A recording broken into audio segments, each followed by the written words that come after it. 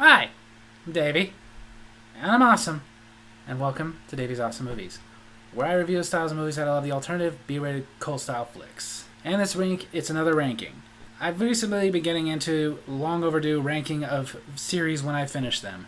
This one's very long overdue, because this time I'm ranking the Frogtown movies. There's only 3, so I guess let's get into that. Number 3 of the Frogtown movies, probably the worst of them, would be Return to Frogtown. This one, it was actually a little difficult to decide on this one, but I will say this. This one is only fun if you're sitting around with people riffing the crap out of it. So if I was sitting there with other people like me who like to sit there and make fun of the movies as we're watching them, then I'd have a lot of fun watching this. Watching it by myself it's not that fun. Because as dumb as it is, it's mostly just boring. It was also very big letdown when I first saw Hell Comes to Frogtown. Loved Hell Comes to Frogtown. And then this was the follow-up. One that is a sequel, has the same character, references a little bit of the first one, but ultimately doesn't stay within the story at all. First story being that he's one of the few fertile men in this post-apocalyptic world, and they're trying to get him to Frogtown to release these fertile women so that we can create more people. Versus this one where none of that is mentioned. It's just Frogtown's trying to take over, and he's a Texas Rocket Ranger, which they couldn't think of anything better than that. People who were dead from the first one are alive. Some of them they didn't explain, some of them kinda. It was just ultimately a bad movie, and not a so bad it's good movie, just bad. But like I said, there's one way that I've ever enjoyed it, and that was sitting around with people just roasting it. I've heard people who aren't like me and riff movies say that it's fun if you're drunk or high. I wouldn't know, but maybe. Sure, I guess. I'd have to be so drunk that everything is funny. But, sure. But then again, at that point, being that drunk, a Rice Krispies commercial is funny. Ultimately, it's not like they had a huge bar set with the first movie, so I don't get why they just threw this piece of crap in there and went, like, yeah, sure, why not? If they were going to do a sequel, then do a sequel. So, yeah, among the 3 of them, gotta say this one was the worst. Number 2, which I said this was a little difficult, The Toad Warrior. It was also released with, I guess, a little bit extra footage as Max Hell Frog Warrior, but it's the same movie. I don't get why Donald G. Jackson would do this to himself. He directed and co-wrote all 3 of them. Why couldn't he just keep consistent with his own story? Because this one's all over the place. However, that's mostly because of the star, co-director and writer Scott Shaw trying out what they called Zen filmmaking, which was where there was no script. They were just going to be given a premise and go out and improvise. And this is the kind of crap that comes from it. Like, ultimately, this one I could only say is a sequel in name only. Like, his name's Max Hell in this one, but they don't explain that he's Sam Hell's brother or son, distant cousin, nothing. He's just got a last name like the same guy. And then even that, it's supposed to be a Frogtown movie. There's not a whole lot of frog people in this. Then again, that's okay, because I will say this, they got lazier and lazier with the effects. Because in the first one, every greener, as they called them, looks like a frog. Makeup, prosthetics, all that stuff. Second one, some of them did.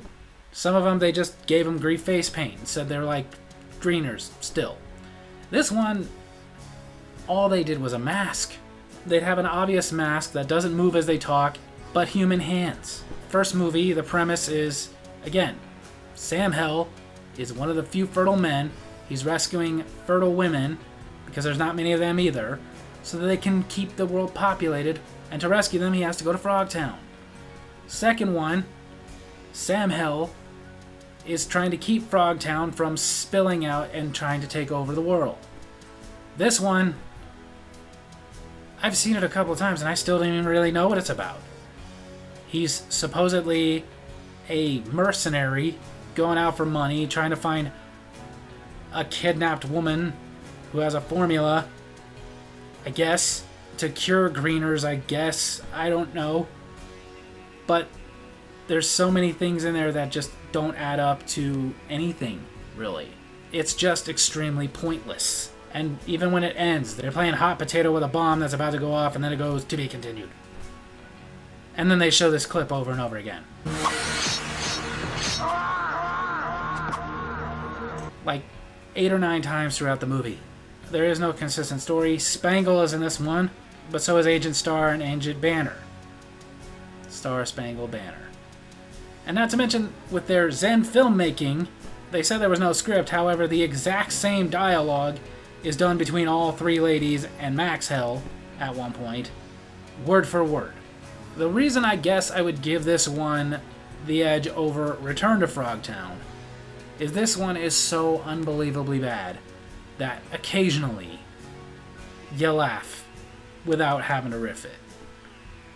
Like, I can imagine that some people could enjoy this without riffing, without being drunk, without being high.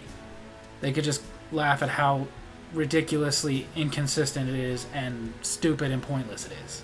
And of course, acting quality that it wouldn't even make it to a porno movie. For that reason, I guess I would put it just slightly above Return to Frogtown. So naturally, the best of the series is the first one. The one that started it. Hell Comes to Frogtown, starring Roddy Piper and Sandal Bergman. Whereas I understand that this is a movie that would not definitely be everybody's cup of tea. When I first saw it, I really liked it. Obviously, it was a B movie and never had a chance of being anything but a B movie. However, there was just a funness to it. It was an original story, especially for its time. It had plenty of action, plenty of funny moments, plenty of serious moments. Like, in my opinion, Hell Comes to Frogtown is a movie that, if you can take it for what it is, you can enjoy without riffing it. You can enjoy without laughing at how cheesy some of the effects are, or some of the acting. You could just enjoy it. It's just fun, in my opinion.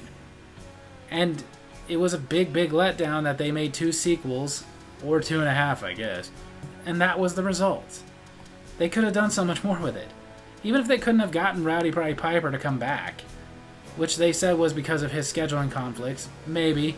Or maybe he read the script and went like, even for the crap I make, this is terrible. Because, let's face it, Roddy Piper's movie career wasn't exactly stellar. His biggest claim to fame was They Live, which was a good movie, but still. That was like the only good movie he made. Hell Comes to Frogtown, whereas I liked it, I enjoyed it, I had fun watching it, even I can understand that most people would watch this and go, this is stupid. Then again, I can take movies for what they are. And ultimately, sometimes I just like when they try something different. Sometimes. Doesn't always work. It's like, for example, Zen filmmaking definitely didn't work. There's not a single Scott Shaw movie that I would say was good. It honestly makes me wonder what could have been. Because even if they had to get a different actor, they could have done so much better than the crap we got after this. Because in my opinion, Hell Comes to Frogtown was a really good movie. It's one of those movies that, if you're like me, and you like alternative B-rated cult flicks, then this is on the list of you gotta see. It's one of the kings of those movies. It's a necessity. In my opinion, it should be up there with movies like The Room and Samurai Cop, except this one, the acting's not terrible. It's not great, but it's not terrible. Which is why, in my opinion, like, I've recommended Hell Comes to Frogtown sequels. I only recommend them if you want to say you've seen all of them. But ultimately, you could skip them and be just fine. But I definitely tell people, if you're into these movies, you should see Hell Comes to Frogtown. So there you have it. That's my movie ranking video this week. Hope you guys enjoyed it. And if you did, make sure to hit like, hit subscribe, hit the little bell so you get notifications when I post the videos. And leave a comment I can respond to in my next comment corner. Tell me if you actually liked the sequels to Hell Comes to Frogtown, or if you just like Hell Comes to Frogtown. Or if you don't. Love you guys.